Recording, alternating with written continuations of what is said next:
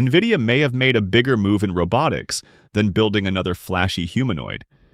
It has assembled a complete reference machine: body, tactile hands, onboard computer, training tools, and AI models, designed to give researchers one shared platform. That could matter more than another walking demonstration.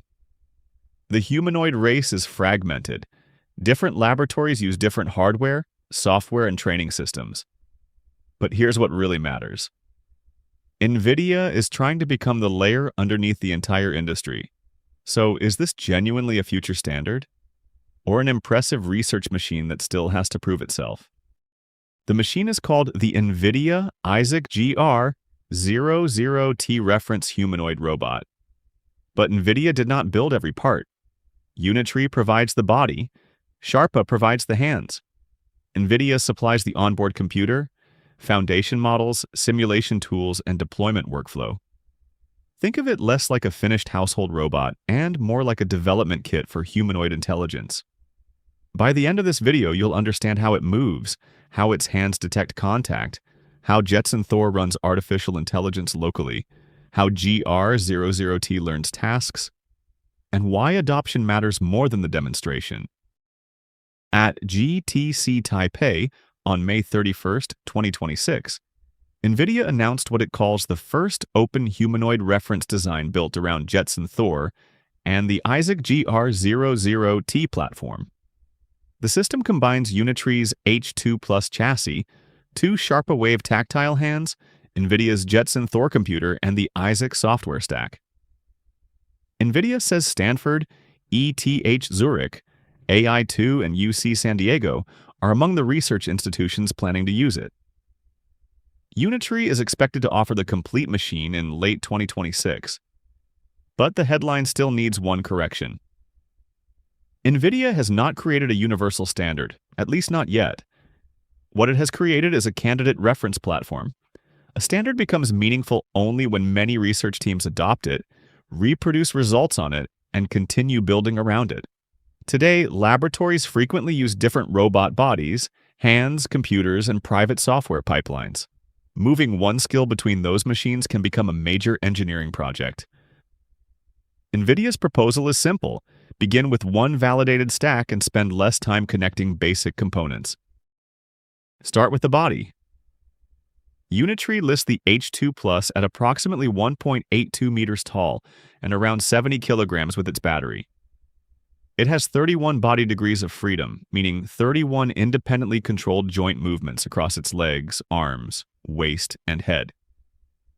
More independent movement gives a robot greater flexibility, but it also makes balance and coordination much more difficult.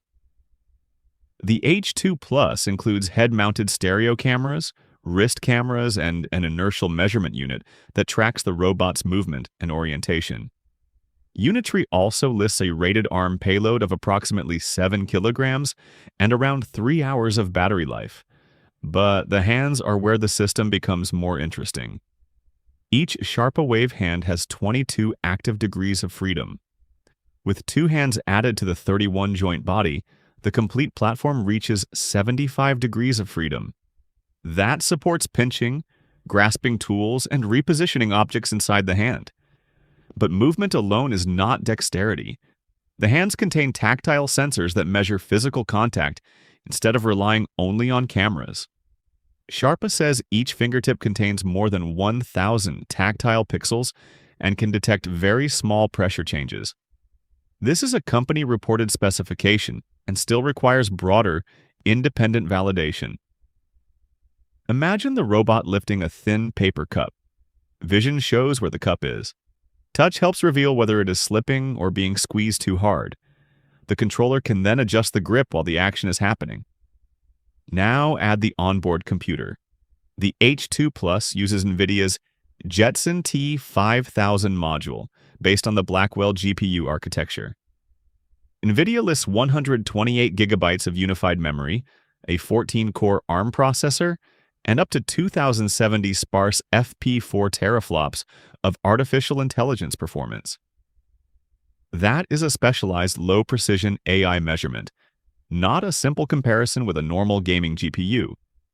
The practical point is that Thor can process cameras, tactile sensors, language instructions, planning models, and control workloads inside the robot without sending every decision to the cloud. That matters because physical control cannot tolerate long delays.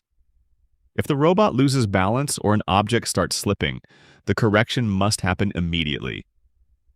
Above that hardware sits Isaac GR00T. GR00T is NVIDIA's family of open robot foundation models and development tools. A foundation model learns broad patterns that can later be adapted to different tasks instead of following only one permanently fixed sequence. A traditional robot may be programmed step by step. A vision language action model instead connects what the robot sees, what an instruction means, and what physical action should follow. For example, someone might say, "Move the red container to the upper shelf." The system must identify the container, understand the destination, calculate a safe movement, and produce actions the robot can execute. But GR00T is not magical general intelligence. It still needs task data, testing, engineering, and safety restrictions. Isaac Teleop captures human demonstrations. Isaac Sim and Isaac Lab allow a virtual robot to practice and be evaluated before the trained behavior runs on Jetson Thor. But simulation is never perfect. Real floors have changing friction. Motors heat up. Cameras contain noise. Objects bend and slip. Closing that simulation to reality gap remains one of robotics' hardest problems. The immediate impact is most likely to appear in research laboratories, not ordinary homes. A university could receive one integrated platform and begin testing manipulation policies without first assembling an entire humanoid from unrelated components. Consider a laboratory task involving small containers. Researchers could train the robot to identify a container, reach towards it, adjust its grip using tactile feedback, move it, and place it at another station. The real question is whether the same machine can adapt to many different tasks with less custom engineering. If you're a robotics developer, a shared platform could also make experiments easier to reproduce because teams are using the same joints, hands, sensors, and computing environment. There is also a business strategy hiding inside the engineering. NVIDIA may not need to manufacture the winning humanoid body. If many robot companies use its chips, simulation systems, models, and deployment tools, NVIDIA could occupy the common technology layer underneath them. That would allow NVIDIA to benefit from the growth of humanoid robotics, even when another company builds and sells the physical robot. Now, here's the catch. A well-integrated research platform is not the same as a reliable commercial worker. Factories measure uptime, cycle time, maintenance cost, safety incidents, and output per hour. A robot that completes a difficult demonstration once may still fail too frequently for a production environment. The machine is expected to become available in late 2026, so broad independent testing of the complete platform remains limited. The official launch materials reviewed for this video also do not state a final price. Battery life is another practical constraint. Unitree lists approximately 3 hours, but real operating time will depend on movement, payload, computing demand, and task intensity. The word open also needs care.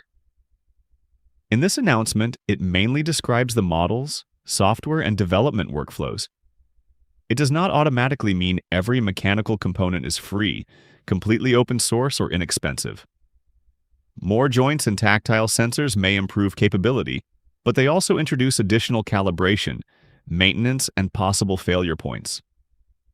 The sensible conclusion is not that the project is meaningless hype.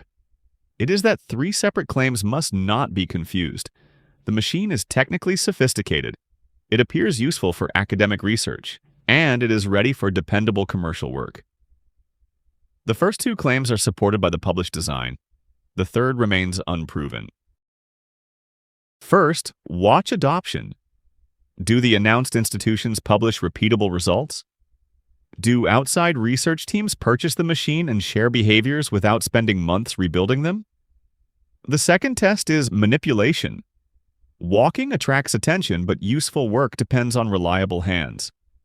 Look for long, unedited demonstrations involving unfamiliar objects, failed grasps, recovery behavior, and tasks lasting many minutes, rather than a few carefully selected seconds. The third test is whether the same workflow supports additional robots. NVIDIA says the GR00T development platform will also support Unitree's smaller G1 humanoid. If tools and trained skills transfer across several robot bodies, the platform claim becomes considerably stronger. One possible outcome is that the H2 Plus becomes a common academic benchmark machine. Not the final commercial humanoid, but a robot many laboratories use to compare learning methods. Another outcome is continued fragmentation, with major robot companies protecting their own hardware, data, and control systems. A third possibility is that NVIDIA's software becomes widely adopted even if this exact robot does not. So, did NVIDIA just build the standard humanoid robot? Not exactly. It built a serious attempt at a shared reference platform using Unitree's body, Sharpa's tactile hands, Jetson Thor computing, and the Isaac GR00T software stack. Its importance will not be measured by one polished demonstration. It will be measured by whether researchers can train useful skills faster, reproduce one another's work, and move those skills from simulation into physical machines with fewer failures. The race is no longer only about who builds the best humanoid body. It is also about who controls the tools, models, and computing platform beneath the robots. Do you think NVIDIA can become the operating layer for humanoid robotics? Or will robot manufacturers keep their systems closed? Share your view in the comments. That's it for this one. Thanks for watching. Don't forget to subscribe, and I'll see you in the next video.